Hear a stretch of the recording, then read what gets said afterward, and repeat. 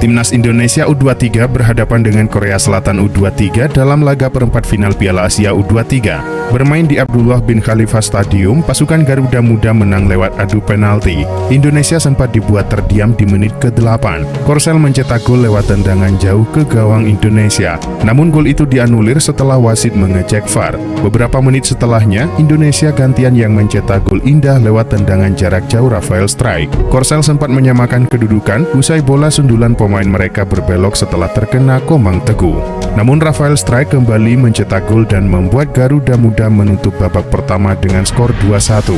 Memasuki babak kedua, Indonesia mendapatkan sebuah keuntungan, sebab Korsel harus bermain dengan 10 pemain karena ada satu pemain mereka yang diusir oleh wasit. Dengan 10 pemain itu sangat merugikan Korea Selatan.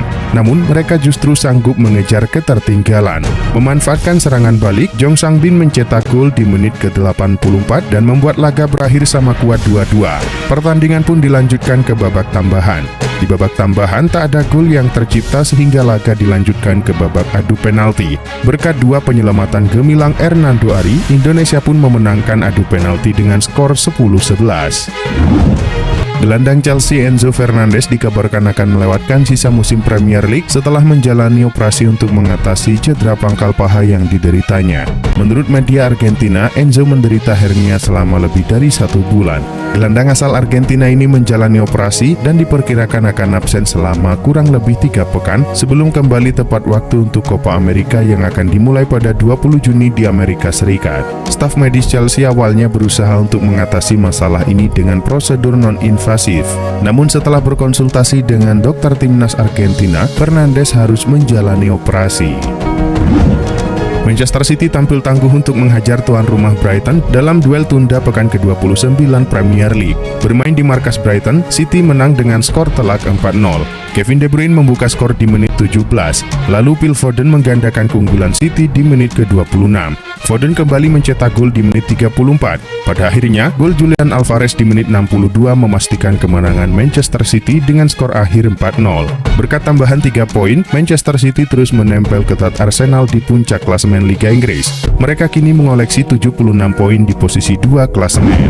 Pelatih Real Madrid Carlo Ancelotti mengejutkan media dengan mengungkapkan bahwa Thibaut Courtois bisa kembali beraksi paling cepat minggu depan. Kiper asal Belgia ini harus absen selama sisa musim ini karena cedera meniskus di lututnya. Courtois diyakini akan absen selama sisa musim ini dengan diagnosis awal adalah 6 minggu hingga 3 bulan setelah operasi.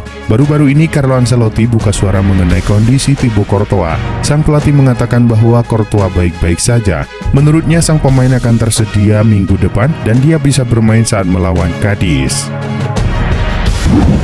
Tottenham Hotspur kabarnya mengalahkan Newcastle United dalam perburuan Conor Gallagher. Menurut laporan yang dilansir Football Insider, Tottenham berada di posisi terdepan untuk merekrut Gallagher menjelang dibukanya bursa transfer musim panas. Gelandang Chelsea tersebut disematkan harga 50 juta pound sterling dan kabarnya ia ingin meninggalkan klub dan bergabung dengan The Lily Whites. The Blues ingin menambah dana dari bursa transfer guna menyeimbangkan neraca keuangan mereka.